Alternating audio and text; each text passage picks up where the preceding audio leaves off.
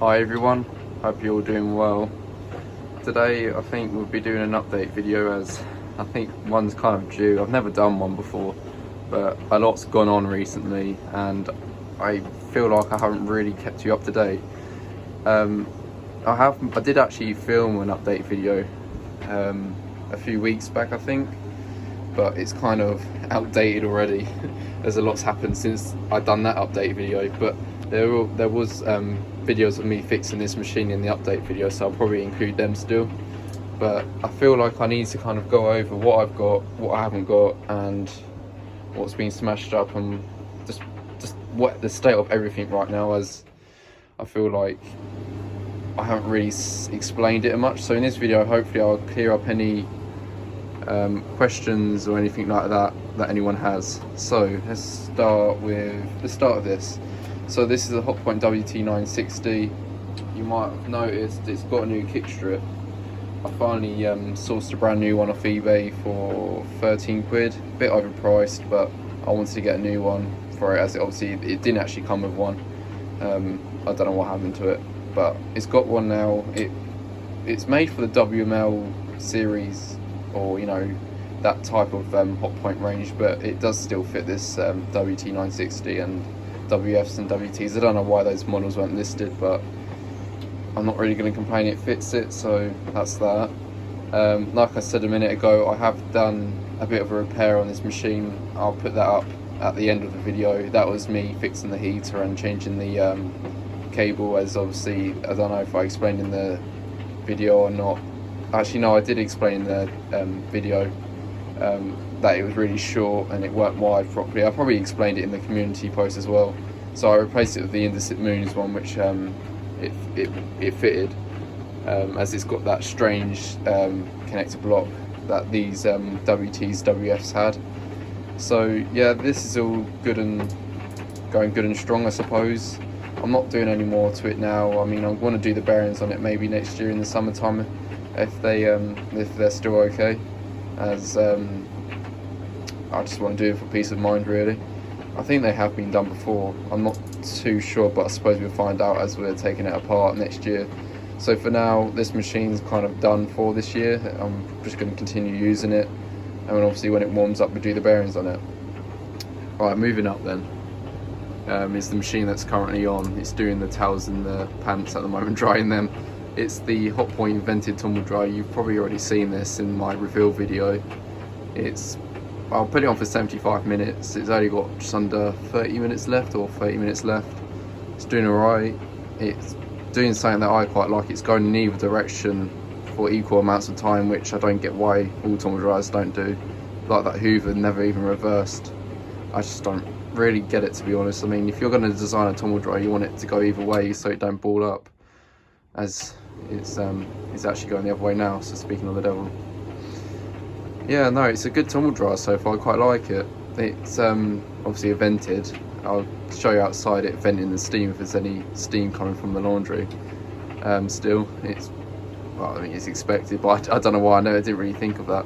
But yeah, no, it's doing alright. Hopefully this will be all dry within 75 minutes. If not, then I'll have to put it on again, I suppose. But there's not too much to say really about this machine, other than obviously I've only just gotten it. Maybe I'll do a review of it. I don't know, we'll see. This is the other tumble dryer I've also got at the moment. This machine I've had for since 2019, so what's that, 4 years now? It's been a good machine. Obviously I've had it since when I had the Hotpoint SmartTech, so it's still going strong. I'm not replacing this machine. The reason why I did get the vented was because this machine freezes up sometimes in the winter time, as when I'm filming this is December time, and it will be going out on the same day hopefully, so we don't get so I don't have to refilm another update video. But yeah, no, I'm keeping this machine. I'll probably still use this machine, but I'll probably use the vented for more bedding loads, as it reverses more than this one does. Yeah, not too much to say, but yeah, it's still going strong. This is the WMA 48 then. This machine's also still going strong, nothing wrong with it at the moment. Shock absorbers are going though. There are a few videos that I haven't published yet, but I'll probably publish one when I publish this video. I don't really know. but you can see the hardboarding underneath it's moved out from when it jumped around not long back when I did the tails in it.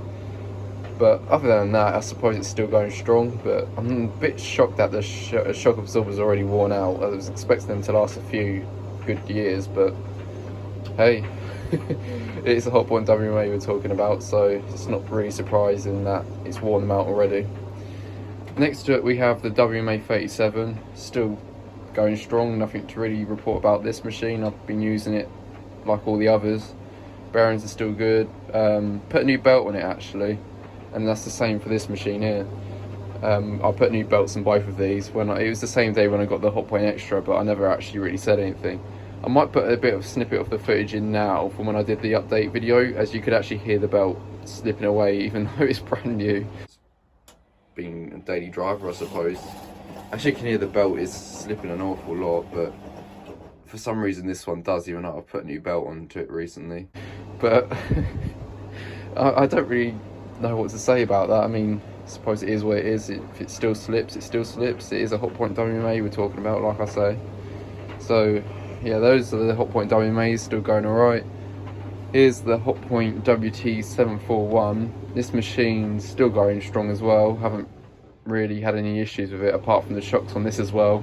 But the shocks on this have actually disattached from the drum, so now whenever it spins it tends to go for a bit of a jump, and it's gashed the glass up even more than it already was with the Beko when they had the Beko drum in it. But it is what it is, and whenever I get time I might tip it over and reattach the shocks, but for now I can't really be bothered. Let's be real anyways, these machines practically were fine running without shocks, because you know that machine there, the WMA 37, when the shock absorbers were completely dead in it, you know, it was still running fine, just jumped a little bit more, so I'm not really too worried about it if I'm honest with you. It is what it is. Whilst it's coming to mind, I think I'll quickly talk about what happened to the WML 540 Hotpoint and my Hoover tumble dryer, and I think, yeah, it's just them machines I need to talk about because I haven't really spoken about what happened to them. So the WML 540 was given away to some people that needed it. So it has gone to a good home. Whether or not it lasts, I don't know, but as far as I know, it's still working fine. It's better than being with me, because I want to keep machines like this that are great British made and they're older and obviously have the proper classic Hotpoint drum in them, you know. So yeah, no, that's gone to a good home. It's still going strong, like I say, I think. And the Hotpoint, no, not Hotpoint, Hoover tumble dryer, that's gone to a good home as well, because I had to change to the vented as I described earlier, because I needed vented for winter time when things start freezing up, as these can work in freezing conditions from what I've read, because obviously it just vents the moisture out the back of the machine. So you know, this is more ideal for my situation, and it reverses either way for equal amounts of time. So really, this is what I need, I suppose. Yeah, but that's gone to a good home. They both are both charged money for, so I have made a bit of a profit out of them both. A bit of disappointed I had to get rid of the Hoover, but hey, I think I'm actually more impressed with something that's this basic, because at the end of the day I think I miss having a machine that's just really basic and not got all these, you know, technical hoo-has as I call them. As obviously this machine's got a lot of technical features, I suppose, compared to the old timer tumble dryers, but you know, it's kind of nice to have a bit of, you know, technical and a bit of, you know, the old basic vented tumble dryers, I suppose, you know. But yeah, I also noticed this the other day, if you look at the sticker there, it says Britain. That says Britain on that one there. You kind of see in the pattern, I think they're all made in Great Britain or UK, I should call it.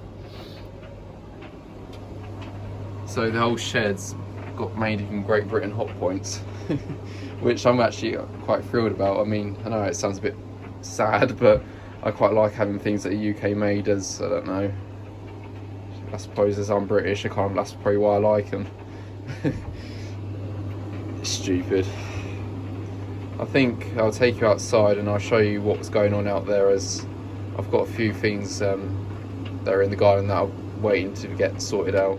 Okay, so we'll start with this then. This is the Beko drum. It's still outside in millions of pieces. I haven't gotten round to sorting it out. It's just sat here. I'm gonna probably have to break all that plastic up, put it in a bin bag and just try and discard it somehow. I still can't believe what happened with that machine, but, well, not machine, but that drum, I should say. Yeah, no, that was quite insane. Still not over the trauma it gave me. And over there is the Hotpoint Extra that I smashed up a few weeks back, or last week.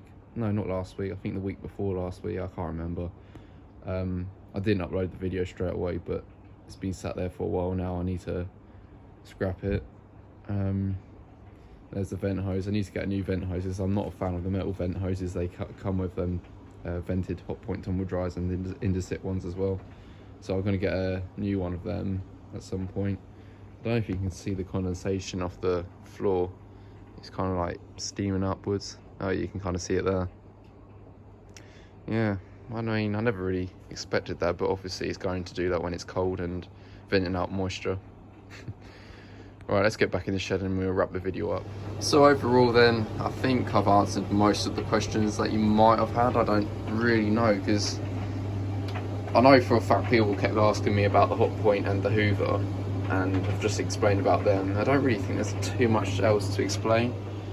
If you have any questions, I mean, obviously put them in the comments below and I'll probably maybe make another video of just answering some questions. I feel like there's a lot of things that people might not know that I haven't really spoken about. But I think before this video ends, I'll put the video of me fixing this machine, as I don't really want that to go to waste, as it is kind of video worthy, I suppose. I might as well just put it in this video, as I can't really be bothered to upload it as a separate video, as at the end of the day it's not really long enough to make a proper video, I don't think, as I haven't got a tripod at the moment, so I was having to do things off camera then show what I've done, if you know what I mean. But anyways, I think that's it from me today. I hope you enjoyed this video. Ask any questions in the comments below and I'll get back to you. Alright, thanks for watching. I'll see you in my next video. And here's the new plug for the WT960. It's got to be one of these style ones, I believe, from what I looked at when I was looking at it yesterday. Needs a bit of a clean up, but it should do the trick. It's from the Indesit Moon, as I said earlier. Might fit in this video, I don't know. This video was meant to be more of a vlog, but I mean, I suppose it won't hurt to really show putting this one in. I don't know. I'll think about it. Maybe I will. I don't know. This is what I meant. The plug even is so short. It don't even touch the floor. It's that short. So it has to be replaced with obviously the Indesit Moons one. I haven't got a tripod, so it can't just be me showing you what I'm, well, just kind of snippets of me putting the old one and then the new one in, I think. I don't know, we'll see. Okay, so that's the lid off. It was made in January 2006, according to this, but the sticker on the door says February 2006. There's the old suppressor. That's the one we need to remove. It is a bit different to the Indesit Moons, but it should work, hopefully. Yeah, suspension obviously quite loose. Like I say, I have my suspicions that the bearings have been done on this or something, because this has clearly been removed. I think this hasn't got that under it, where normally they would have it. I think, yeah, you might be able to see where it used to have it. Not on this one, but this one you can see it has it still. Suspension springs, they all look fine. Yeah, no, I do have my suspicions that they were done, but oh, the door's coming open. I'm not going to get my hopes up about it though, I suppose. Yeah, no, let's get a new suppressor on it and we'll see if that one works from the Indesit Moon. Okay, so a new one's been fitted. Here's the old one. As you can see, it's short. Don't really want that then. But I'll keep that to one side if this one doesn't work. But there's the Indesit Moon's suppressor. Hopefully it works, so let's switch it on. And yep, we're working, which is good.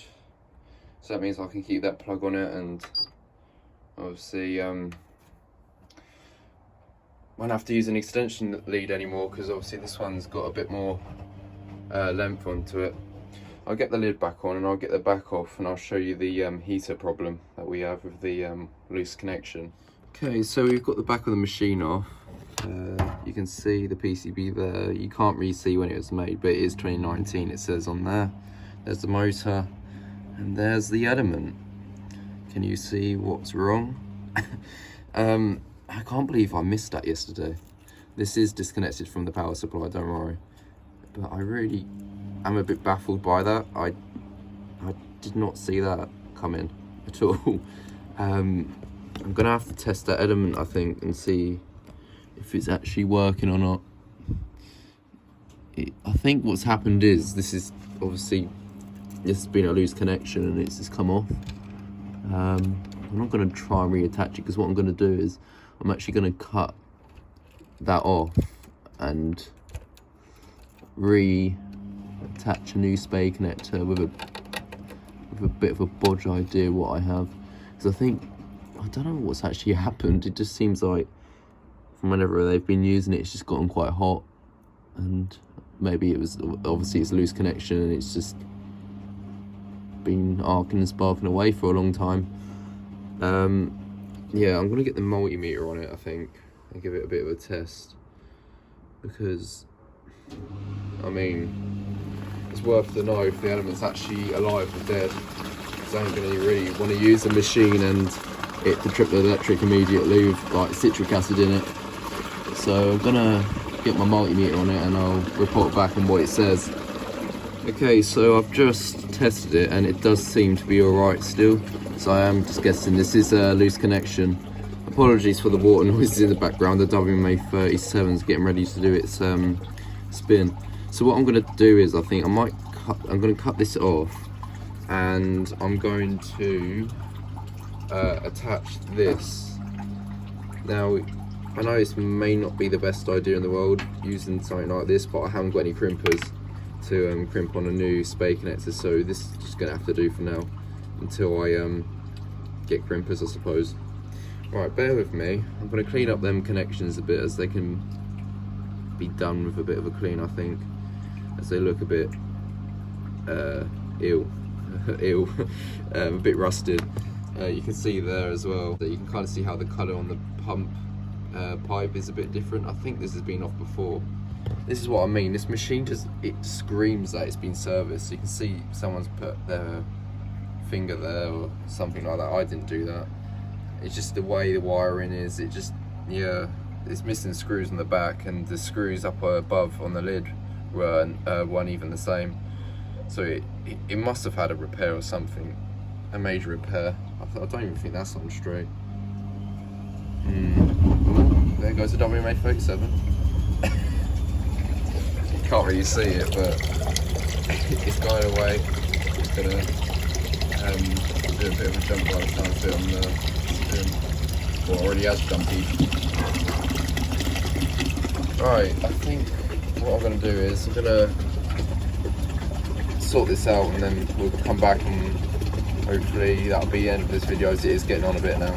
So there we are then.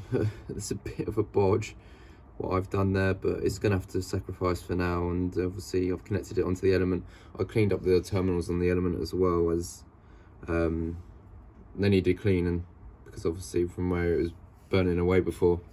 I'm gonna leave it here for today, well, for this video even, as it's gone on for quite a while now. It wasn't even meant to be this long. It was just meant to be a vlog, but clearly it got out of hand, as always. Alright then, I'll catch you in my next video. Alright, thanks for watching. You can't even see my thumb. And I'll see you in my next video.